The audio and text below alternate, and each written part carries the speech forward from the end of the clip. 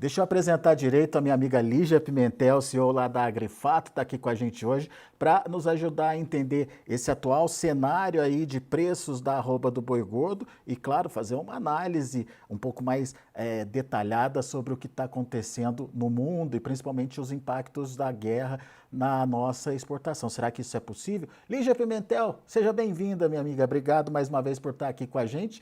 Vamos começar descrevendo o mercado hoje, Lígia. O que você está vendo nesse mercado e o que está te chamando a atenção nesse momento?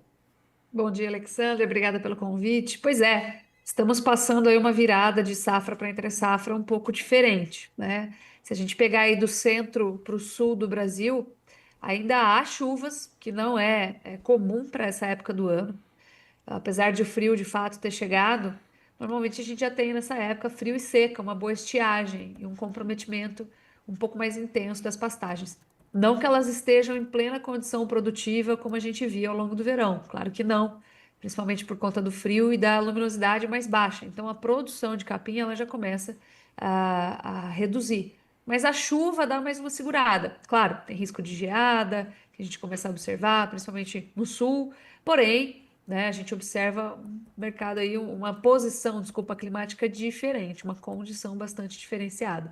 Então, como falei, tradicionalmente agora a gente tem seca e frio, né? Em algumas regiões ali do centro para o sul do Brasil ainda está chovendo. Então, essa é uma condição aí que eu acho bastante diferenciada. Parece que a gente tem um desdobramento aí da seca prolongada do ano passado, uma compensação, né? Essa é uma primeira impressão que a gente nota aqui. Ô, Em Lígia, segundo isso, lugar, oi. só para confirmar, isso ajuda no gerenciamento da oferta, evita uma pressão de oferta e, consequentemente, pressão no preço? Conforme o frio vai apertando agora, essa vantagem acaba diminuindo ou desaparecendo, né? Mas sim, certamente, a gente ainda tem uma condição aí de forragem um pouquinho melhorada em relação a esse período tradicional.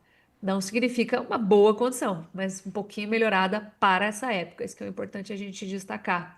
Então, nessas regiões, né, até o Mato Grosso do Sul ali, São Paulo, sulzinho de Goiás, nós temos uma condição interessante. Bahia, né, ainda está chovendo bastante, até ali mais próximo ao litoral. Então, nós temos uma condição um pouquinho diferenciada para esse ano.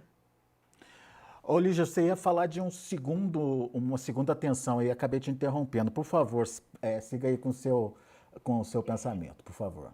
O segundo ponto interessante é que, apesar de a gente estar com um cenário econômico bastante complexo, bastante complicado, né, o que a gente observa são as exportações agindo aí, atuando acima da média também. Então, nós fechamos maio, por exemplo, as exportações bateram recorde para o mês de maio. Elas vieram abaixo do abril, mas ainda assim acima do maio de 2024. Então, as exportações estão enxugando muito bem a oferta, o Brasil se consolidando como o grande, maior exportador do mundo, né? Produzindo um grande excedente de carne para poder contemplar aí, os nossos clientes internacionais. Isso é um ponto bastante interessante, mesmo diante de um dólar que vem perdendo força aí nos últimos meses, né? Saiu aí de 5,80, 5,70 para os atuais aqui na minha tela 5,48. Então, nós estamos falando de exportações que estão indo muito bem, enxugando muito bem essa oferta. Quando a gente projeta a produção e a disponibilidade e as exportações agora para 2025, a gente observa que a produção está quase estável, né? Ela vai sofrer um leve aumento.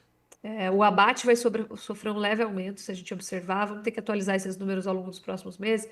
Mas projetando, a gente olha os abates aumentando um pouquinho, a produção caindo um pouquinho, porque mais participação de fêmeas, né? Ponderando mais para baixo o peso dessas carcaças, mas praticamente estável, Alec, assim, 1% de alta para cima, menos de 1% de queda para baixo, né, dessa produção. Porém, quando a gente olha as exportações crescendo 11%, isso traz para a gente uma redução da disponibilidade doméstica de carne, justamente por conta dessas exportações. Então, elas estão ajudando bastante o mercado a se segurar ou a não cair excessivamente ao longo dessa virada entre safra e entre safra. E eu acho importante a gente destacar isso, em especial porque nós estamos batendo recorde, né, de produção de carne, saindo de um 2024 em que nós batemos recorde de produção de carne, e mesmo assim os preços estão assim com muito menos volatilidade, muito menos pressionados para baixo, apesar da gente dar uma escorregada em um momento ou outro, né, a gente visualizou isso principalmente ao longo do mês de abril, maio aí, porém, sem aquela força que a gente via até 2024, até julho de 2024, em que vinha caindo persistentemente, perdendo muito valor, né? E depois veio a se recuperar aí. Mas a gente vê um mercado muito menos volátil, uma variação proporcional ao preço muito menor, que acaba tornando essa operação um pouquinho mais segura. Muito bom. Lígia, a gente tem 2 minutinhos e eu queria aproveitar para você contar para a gente o que, que você está vendo como possível consequência dessa guerra lá no Oriente Médio e principalmente isso pode impactar de alguma forma as nossas exportações de carne, inclusive? Pois é, vamos lá, né? O Oriente Médio hoje, se a gente pegar os países que estão envolvidos ali na região, a gente não pode considerar todos, né? Então, eu vou pegar, tô até pegando a listinha aqui, porque eu não lembro de mais nada na minha cabeça, Alec. Vou pegar a listinha de países que estão envolvidos aqui. Então, vamos lá. A gente está falando de Irã, diretamente envolvido, né? Arábia Saudita, Jordânia, Israel, Líbano, Síria, Iêmen e Emirados Árabes Unidos, que esses demais não estão diretamente envolvidos, só o Irã no caso, e Israel, né? Obviamente. E o que a gente coloca é que, assim, se a gente pegar mesmo o Irã, ele está sendo atacado principalmente em Teherã. Então, não vou te falar que tem um problema geral, claro, perda de poder de compra, empobrecimento da população, caos, etc. Tudo isso prejudicando um consumo de uma forma mais duradoura. Mas de imediato, o que a gente observa ali é um pouco de dificuldade, né, de acessar ali o Estreito de Hormuz. Então, assim, não é todo mundo que vai operar dentro de um cenário de tensão. Porém, lembrando que houve ameaça do Irã de fechar o estreito, só que a China é o principal utilitário e utilizador desse estreito, e a China é aliado do Irã. Então, aquilo ali ficou numa ameaça, numa possibilidade, e ainda não aconteceu. Mas vamos considerar que a gente pudesse ver todos esses países envolvidos tendo aí alguma dificuldade ou de acesso, ou de compra, etc. Nós estaríamos falando aí mais ou menos de 11% das nossas exportações, tá? Então, só para a gente dar uma ideia aí do tamanho, né, do problema.